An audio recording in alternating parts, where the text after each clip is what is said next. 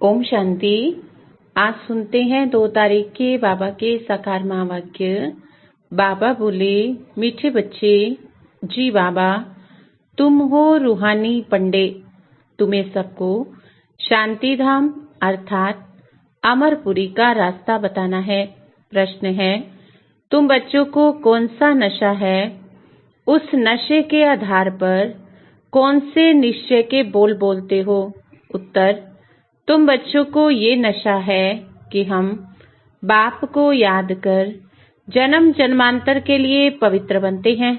तुम निश्चय से कहते हो, भल कितने भी विघ्न पड़े, लेकिन स्वर्ग की स्थापना तो जरूर होनी ही है।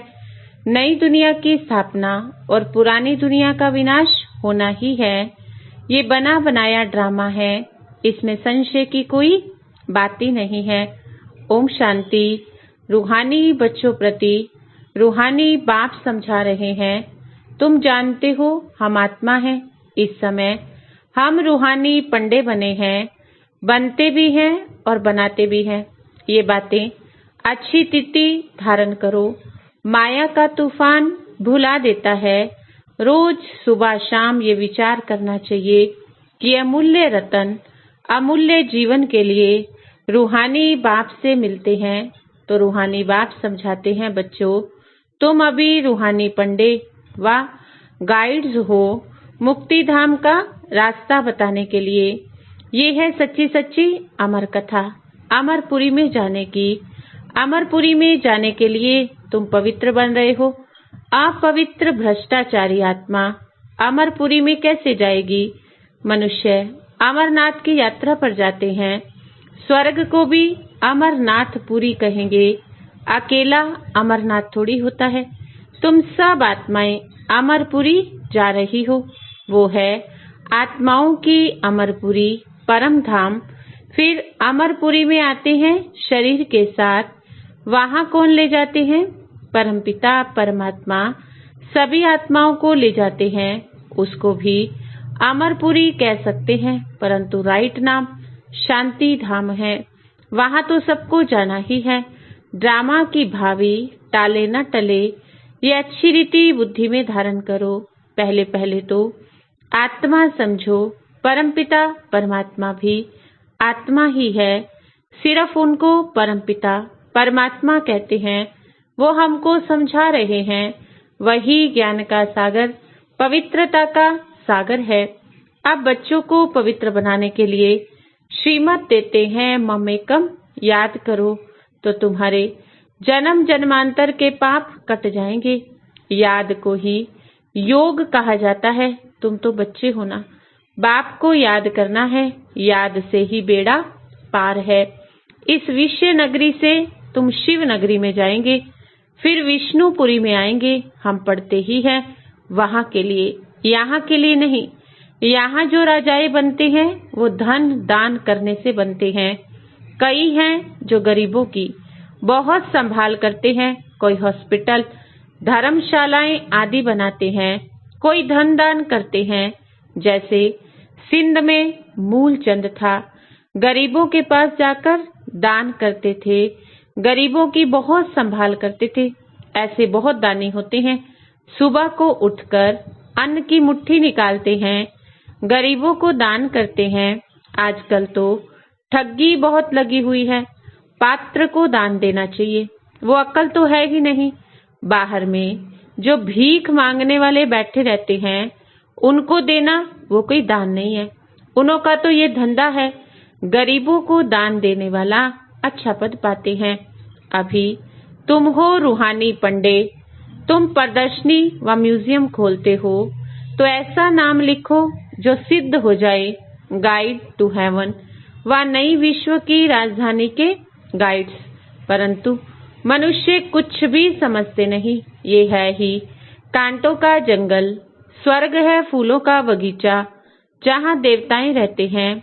तुम बच्चों को ये नशा रहना चाहिए कि हम बाप को याद कर जन्म जन्मांतर के लिए पवित्र बनते हैं। तुम जानते हो, भल कितने भी विघ्न पड़े, स्वर्ग की स्थापना तो जरूर होनी है। नई दुनिया की स्थापना, पुरानी दुनिया का विनाश होना ही है। ये बना बनाया ड्रामा है, इसमें संशय की कोई बात ही नहीं। जरा भी संशय नहीं लाना चाहिए। ये तो सब कहते हैं पतित पावन, अंग्रेजी में भी कहते हैं आकर लिबरेट करो दुख से। दुख है ही 5 विकारों से, वो है ही वॉइसलेस वर्ड सुख धाम। अभी तुम बच्चों को जाना है स्वर्ग में। मनुष्य समझते हैं स्वर्ग ऊपर में है, उन्हों को ये पता नहीं कि मुक्ति धाम ऊपर में है। जीवन मुक्ति को यहाँ आना है, ये बाप तुम्हें समझाते हैं। इनको अच्छी रीति धारण कर नॉलेज का ही मंथन करना है। स्टूडेंट भी घर में यही ख्याल करते रहते हैं, ये पेपर भरकर देना है, आज ये करना है। तुम बच्चों को अपने कल्याण के लिए आत्मा को सतो प्रधान बनाना है, पवित्र बन मुक्ति धाम में जाना है और नॉलेज से फिर देवता बनते हैं। आत्मा कहती है ना, हम मनुष्य से बैरिस्टर बनते हैं, हम आत्मा मनुष्य से गवर्नर बनते हैं। आत्मा बनती है शरीर के साथ, शरीर खत्म हो जाता है, फिर नए सिरे पढ़ना पड़ता है। आत्मा ही पुरुषार्थ करती है विश्व का मालिक बनने का। बाप कहते हैं ये पक्का याद कर लो, हम आत्मा हैं। देवताओं को ऐसे कहना नहीं पड़ता, याद नहीं करना पड़ता, क्योंकि वो तो है ही पावन, प्रलब्ध भोग रहे हैं। पतित थोड़ी है जो बाप को याद करे। तुम आत्मा पतित हो, इसलिए तुम्हें बाप को याद करना है, उनको तो याद करने की दरकार नहीं है। ये ड्रामा है ना, एक दिन भी एक समान नहीं होता। ये ड्रामा चलता रहता है, सारे दिन का पार्ट सेकंड बाय सेकंड बदलता रहता है, शूट होता रहता है।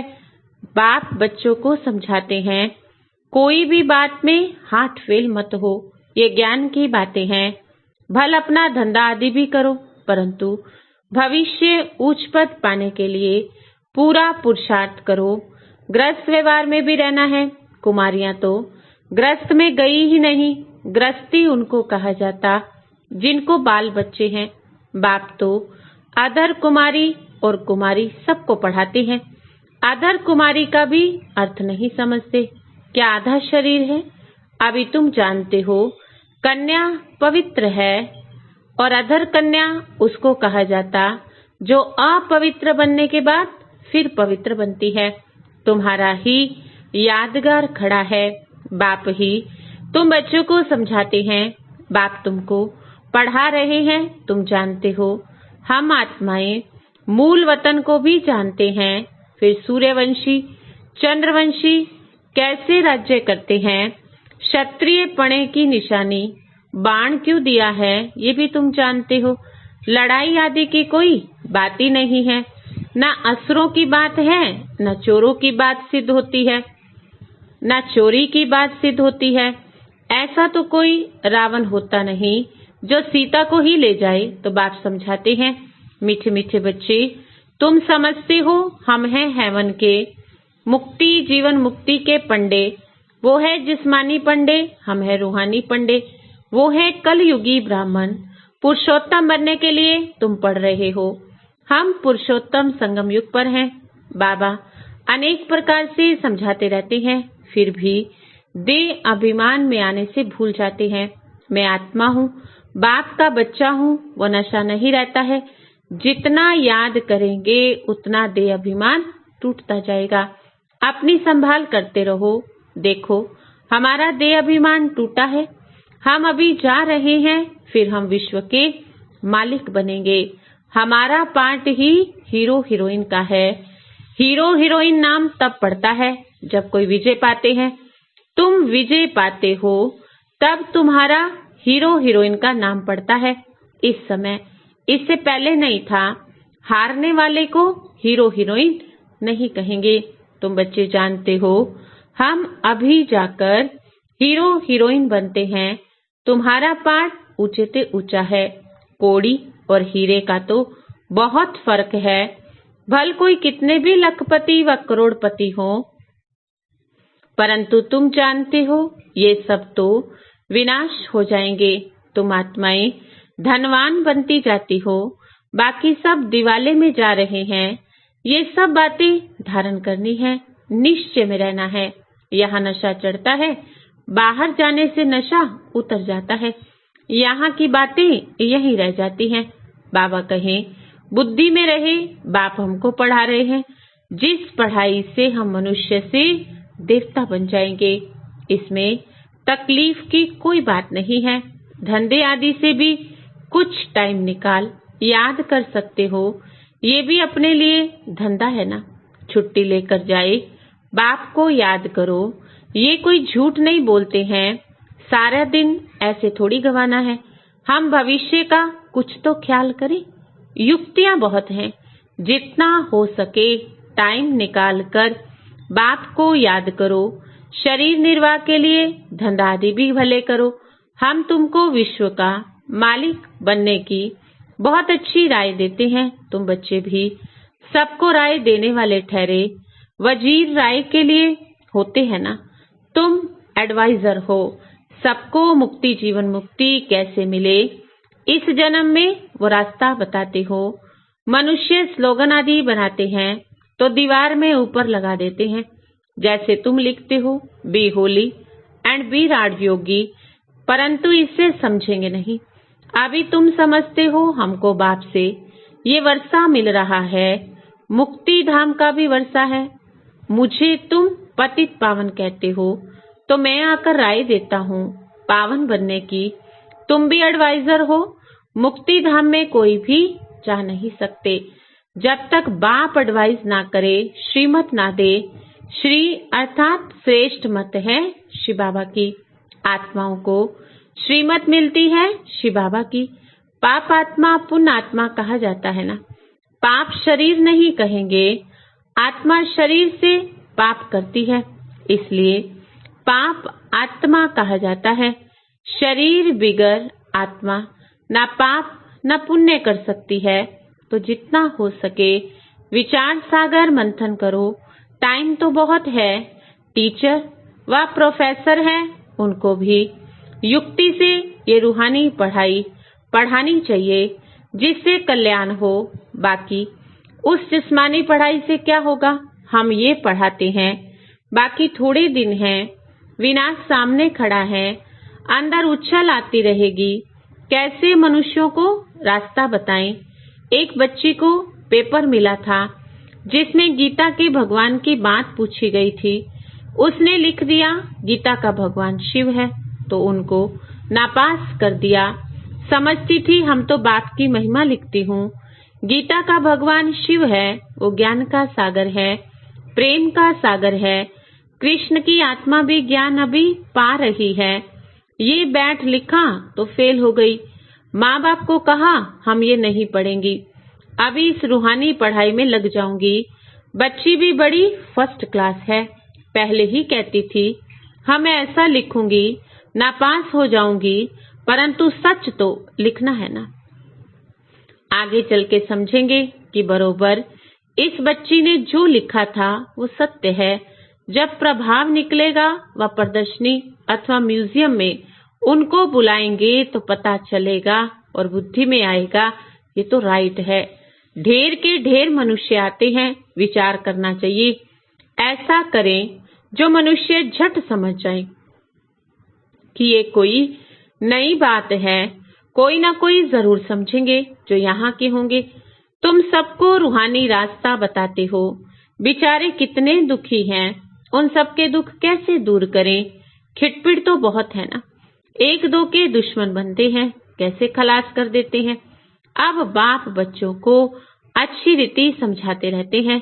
माताएं तो बेचारी अबोध होती हैं, कहती हैं हम पढ़ी लिखी नहीं हैं। बाप कहते हैं नहीं पढ़े तो अच्छा ही है।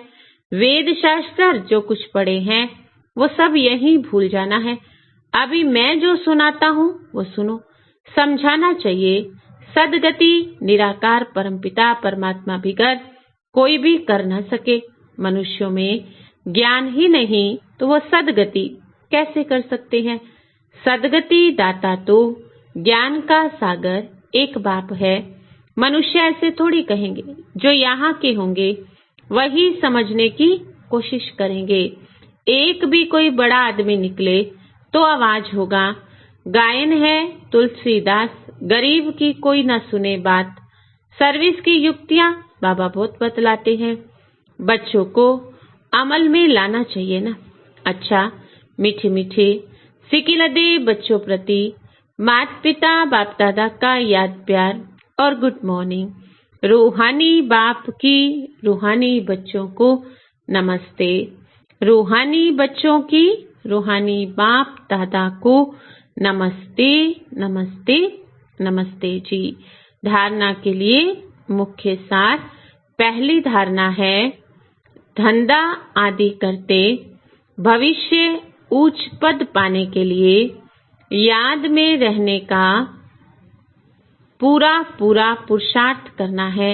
ये ड्रामा सेकंड बाय सेकंड बदलता रहता है, इसलिए कभी कोई सीन देखकर हार्ट फेल नहीं होना है। दूसरा, ये रूहानी पढ़ाई पढ़कर दूसरों को पढ़ानी है, सबका कल्याण करना है। अंदर यही उछल आती रहे, हम कैसे सबको पावन बनने की एडवाइस दें, घर का रास्ता बताएं। वरदान है, डबल सेवा द्वारा अलौकिक शक्ति का साक्षात्कार कराने वाले विश्व सेवाधारी भव। डबल सेवा द्वारा अलौकिक शक्ति का साक्षात्कार कराने वाले विश्व सेवाधारी भव। जैसे बाप का स्वरूप है ही विश्व सेवक, ऐसे आप भी बाप समान विश्व सेवाधारी हो। शरीर द्वारा स्थूल सेवा करते हो, मनसा से विश्व परिवर्तन की सेवा पर तत्पर रहो। एक ही समय पर तन और मन से इकट्ठी सेवा हो। जो मनसा और कर्मना दोनों साथ साथ सेवा करते हैं, उनसे देखने वालों को भी अनुभव व साक्षात्कार हो जाता है कि ये तो कोई अलौकिक शक्ति है। इसलिए इस अभ्यास को निरंतर और नेचुरल बनाओ। मनसा सेवा के लिए विशेष एकाग्रता का अभ्यास बढ़ाओ। स्लोगन है, सर्वप्रति गुण ग्राहक बनो, लेकिन फॉलो ब्रह्मा बाप को करो। सर्वप्रति गुण ग्राहक बनो, लेकिन फॉलो ब्रह्मा बाप।